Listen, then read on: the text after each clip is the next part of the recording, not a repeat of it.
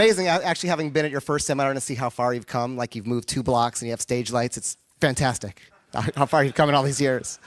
And it really is. It really has been amazing to watch you grow. And a quick thought, because it's the end of the seminar. You guys have seen a lot of amazing speakers, and we have a lot to get to. But there's one important thing. It gets confusing for a lot of guys when you see a lot of people talk, and they have their own different philosophy of how things work, and their own different ideas and methods, and they say this is the way to do it. Don't do it that way. And it kind of gets confusing because there's no doubt that you've gotten contradictory messages over the last few days. And one thing I want to stress is a lot of people. They find a way and that works for them and they think it's the way. And that's sort of what they're going to teach. And that's great. And that works for them and it works for a lot of people. And instead of kind of getting confused about, well, this guy says to do this guy says not to do this, this is wrong, this is right. My advice is just listen to everything. Everything that you're hearing works for someone. And what you think is going to come next is me saying, choose the pieces that work for you and choose the guy who you match the best with. That's not what I'm going to say. Choose the pieces that you think you would never do. Choose the pieces that make no sense for you. Choose the pieces where you say, that's not me, and go do those. And choose the guy who is the least like you, because that's when you're going to learn, is when you step outside of your comfort zone. Hearing David talk about my growth, that's kind of how it happened, which is I'm always, as soon as I say I can't do something, I won't do something, that's not me, I'll do it. And for fun, this wasn't even part of the speech, and I'll tell you really quickly, I give myself these fun little 30-day experiments that I do. And it started off because I did a book with Dave Navarro, and he was basically, when I met him, I was with Marilyn Manson, and every 30 seconds, Dave Navarro had this little box covered with skulls, and he'd pull out these needles, and every 30 seconds, he'd shoot up cocaine, as some of you guys probably in the front row do. He kept shooting up, and I go to him, I'm like, you know what, it's like gasoline to keep your car running. And he goes, the only difference is gasoline doesn't eventually deteriorate your car. And it was a kind of a poignant moment. I thought I never want to be addicted to anything. So my first kind of 30-day experiment was not to drink carbonation for 30 days because I don't drink coffee, don't smoke cigarettes. I made it through that. The next 30-day experiment, for those of you guys who read Rules of the Game, the Style Diaries in there, was not to see if I could go, well, I thought, what else am I addicted to? Like orgasms. That's why I learned this thing. And so I tried to go 30 days without an orgasm. I failed at that. I learned that's one addiction I do have. And the current thing I'm doing, you guys can help me with this, is I'm trying to go 30 days without saying anything negative about myself or negative about other people. And I recommend you guys try this. They're fun challenges to do to yourself. And by negative about myself, I mean self-deprecating. Sometimes you're being modest and humble and you say, well, you know what I mean, maybe for those guys, not for me, or you know what, I'm not always that cool, or whatever it is.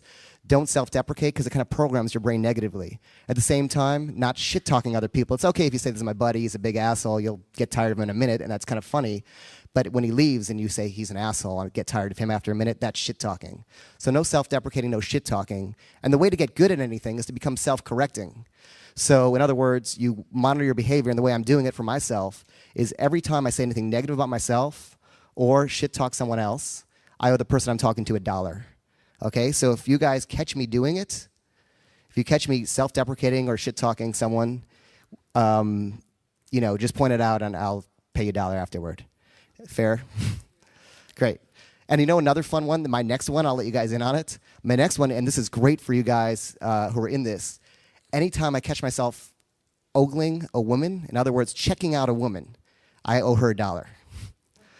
Because, you in your head, when you see a beautiful woman, you want to turn and you want to check her out. As soon as you check her out, you've kind of lost. Because not only has she seen that and thinks you're creepy, but everyone around has seen that and thinks you're creepy. If you're going to see a woman that you're attracted to, make eye contact, go up and talk to her. That's why you're here. So anytime you're going to just ogle a woman and check her out and not approach her, you owe her $1. And not only that, now you have to approach her. So try that fun experiment. That'll be my next one, too. Some women in LA are going to be really rich. Next thing is I wanted to talk about, I'm going to skip over that because I don't have a lot of time. To me, after I wrote the game, and a lot of people kind of started writing to me and asking for advice, I started to look at the big picture of all this stuff. Because when I was writing the game, I was really just trying to learn it for myself. And the way I see it, everything breaks down into 3 components, and this is the entire game. The first piece is what you do. That's all like the routines, the lines, the openers, the bits of conversational scripts. What you do are the things you say. And if you're at the beginner level, you learn what to do. The second piece of the whole game, and this is the intermediate level, is who you are. And that's what a lot of this has been about, is who you are as a person, working on yourself to become the best person you can possibly be. That's who you are, and that's the intermediate level. The third level is the advanced level, and this is when and how you say and do it. So it's when and how you say and do things, which translates as what they call calibration. Has anyone talked about calibration? We're not going to go into that today, but calibration is the idea, and this is the advanced level, because to me, once I learned all this stuff, everything I did was calibration, which is looking at someone, knowing what they're thinking, what they're feeling, how they're responding to me, what I need to do to get them where I want them to be. And it could be as saying something, it could be taking a step backward, it could be a slight change in body language, but when you have all those pieces, you can play any social event like an instrument.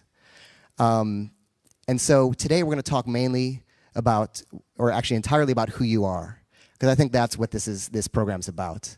I'm going to give you some exercises to do, and it's going to be interesting. I want to give you one other feedback to take with you on the road, which is for guys who get really deeply into learning this stuff and really deeply into the teachers and the community, it's important to learn that there are sort of trends that go in the teaching. In other words, for a while, there was a trend towards NLP. Then there was a trend toward routine-based stuff. Now there's a trend toward inner game stuff, and that's great. And different schools and methods and new people come and go. But the fact is, women stay the same. They're not following these trends and changing every 6 months as these trends happen.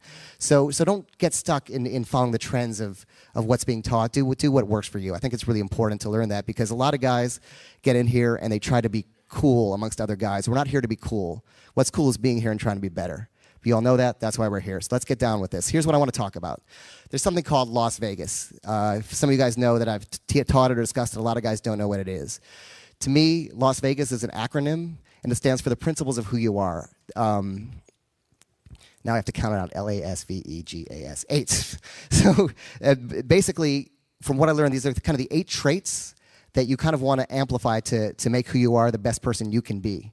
And anything you're sort of it's almost like you want to eventually boost up each one of these qualities. And if we can do a little bit of that today, you can actually walk out this door a better person. So we're going to go over those things, and you're going to want to partner. Maybe it's your accountability buddy. And we're going to go through these things pretty quickly, because I think I only have about an hour to speak. So Las Vegas. The L is for looks. A lot of guys think, and we all think this, it's just hardwired into us, especially because we're often judging women by their appearance. We think women are always judging us by our appearance. The truth is, looks don't matter. Being the best looking guy does not make a difference with the women you're with. Just look at some of the guys. I can't say anything negative about anyone or myself. So anyway, you know where I'm going. So here's the deal with looks. All that counts is that you're well-groomed and that you convey a sense of style that matches the person you want to be with.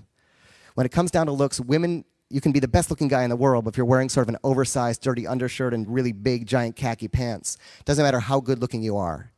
Looks are, in a sense, tribal, in the sense that women want to be with a guy who either is from their tribe, is a member of a tribe they want to belong to, or is a member of a tribe they want to visit. That's why if you're sort of like a boring businessman, you're not going to be attracting women, whereas, say, rock stars, like we're talking about Motley Crue, attract women because everyone wants to visit that tribe, at least for a little bit, and see what it's like on the wild side. So to me, that's all it is grooming and conveying that. So I'm going to give you guys a brief exercise to try yourself, which is, and one last little key, which is to kind of put it into a little aphorism. It's not what you look like, it's how you present yourself.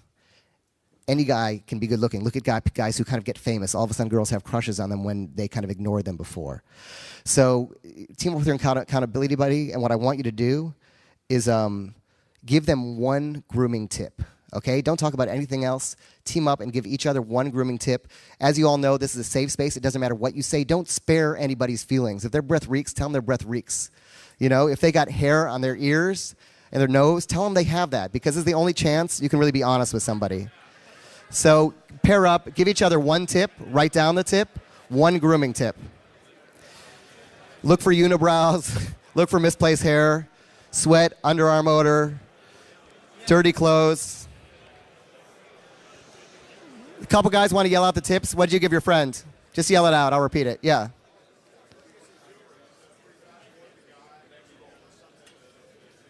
So accessorize.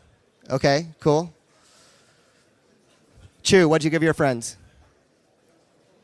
What'd you give your friend? Yeah. I'll go give it to him now while I'm talking. All right. How about you? What'd you give your buddy? Your mouth is full. Don't talk with your mouth full. Good. Okay. How about you?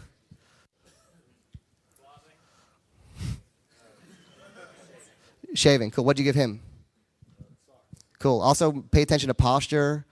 Pay attention, but wear. Okay, something about socks. That's good. And white sock. No white socks. Is that what you said? Great. And how about you? What'd you give your friend? Tongue scraper is a good one too. All that shit's important. If you're watching this at home, check yourself out in the mirror and give yourself a thorough once over. The A is for adaptability. Adaptability is incredibly important. Have you ever seen guys who are like, maybe they're really good looking and you think they're successful with women, but they're super uptight? And they always got to be on a schedule and they're really always kind of stressed out, and if anything's out of order, they're really meticulous, and somehow they can't meet women. So adaptability is it's where kind of humor comes in, intelligence, being flexible, being the kind of person who she can introduce you to her friends and family, and they'll get along with you. She can introduce you to her coworkers, and they'll get along with you. She can kind of take you anywhere, and she knows you're going to have something in common with someone. It's where all those great qualities like adventurous, spontaneity, being risk-taking, being exciting to be around, being in the moment, which is so important. I interviewed Madonna for Rolling Stone, and her favorite book, she said, was The Power of Now by Eckhart Tolle. I haven't actually read that, but I assume it has something to do with being in the moment since it's called The Power of Now. Have you guys read it? It's a good book? Awesome. Okay.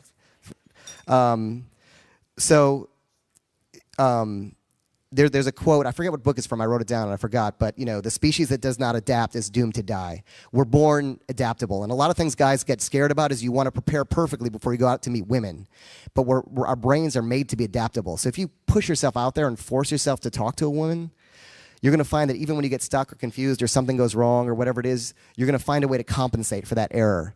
And in that moment, adaptability is where a lot of the great kind of successes and lines and things that I came up with came from, being stuck in that moment and knowing that my brain's adaptable and it's going to figure its way out of any problem. So in order to work on your sort of adaptability, one important thing is to expand your experiences.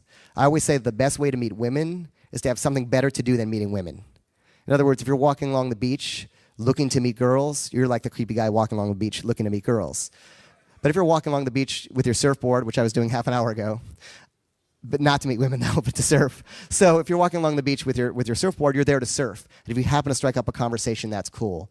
So always having something better to do than meeting women, and having maybe something that helped me probably was being a journalist for the New York Times and being a writer, that because I had so many different experiences and met so many different people, I can find a commonality in a topic I have in common with just about anyone I talk to.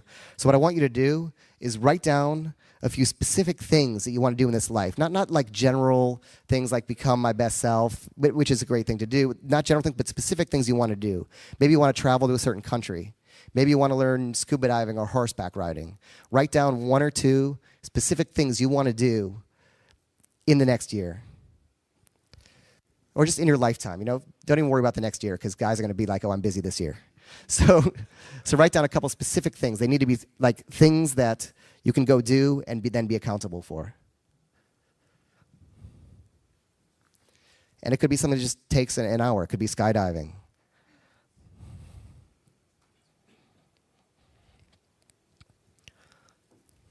For myself, I want to learn how to kite surf. I'm going to do that this year.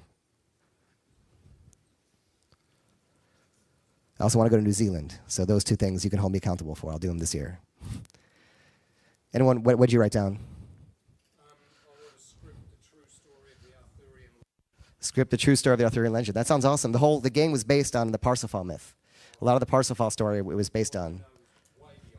Awesome. Maybe my next book will be based on your book then. Cool. Anyone else? How about you looking around? Yeah. Learning how to surf. Good. I'll see you in Malibu. Don't cut me off. All right. How about you in the white shirt right there? Yeah. Meditation. Meditate regularly. Cool. Do you meditate irregularly right now? Okay. How about in the red back there? Okay, cool. Your hand up in the back. Dance lesson. Cool. What kind of dance? Be specific. What's that?